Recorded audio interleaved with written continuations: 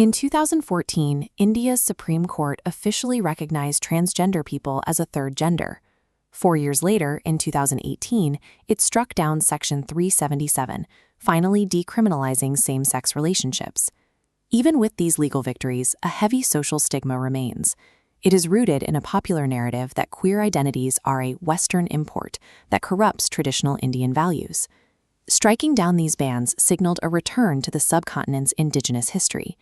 The actual Western import forced upon India was state-sponsored homophobia.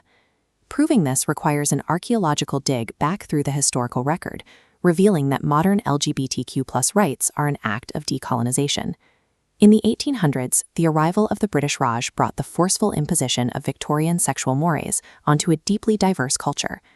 The 1860 Indian Penal Code introduced Section 377, which legally classified unnatural sex as a severe criminal offense for the first time in Indian history. By 1871, the British passed the Criminal Tribes Act.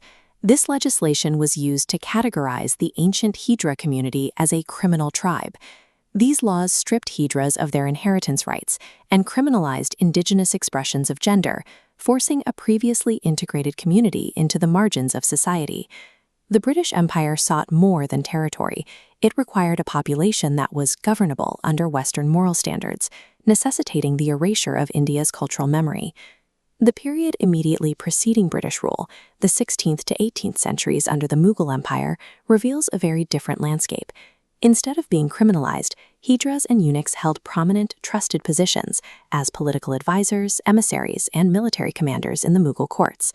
This era also celebrated a rich tradition of homoeroticism, found openly in Sufi mysticism and Urdu Rekhti poetry, where female-female erotic relationships were frequently the subject of verse. In these artistic traditions, gender and love were treated as fluid and deeply spiritual, contrasting sharply with the rigidity that arrived with the British. Throughout the medieval period, the subcontinent viewed queer identities as an accepted, functioning part of the cultural and political fabric. Digging deeper into the Vedic and Puranic records reveals that the concept of kama, or desire, was celebrated as a core pillar of a fulfilled human life. Ancient texts like the Kama Sutra explicitly documented and even prescribed non-procreative sexual practices purely for pleasure. Physical proof of this philosophy is carved directly into India's most sacred spaces, featuring thousands of sculptures depicting a vast spectrum of erotic acts. Hindu mythology embraces this fluidity in Ardhanarishvara, a deity composed of Shiva and Parvati, embodying both male and female characteristics in a single form.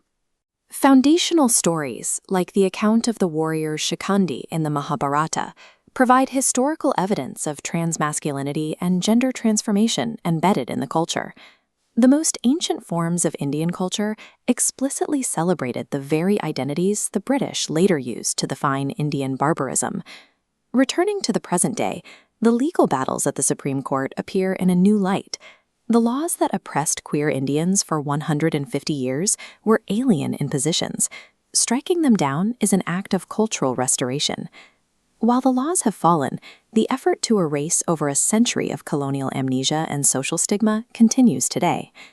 History is ultimately about the personal rights of everyday people.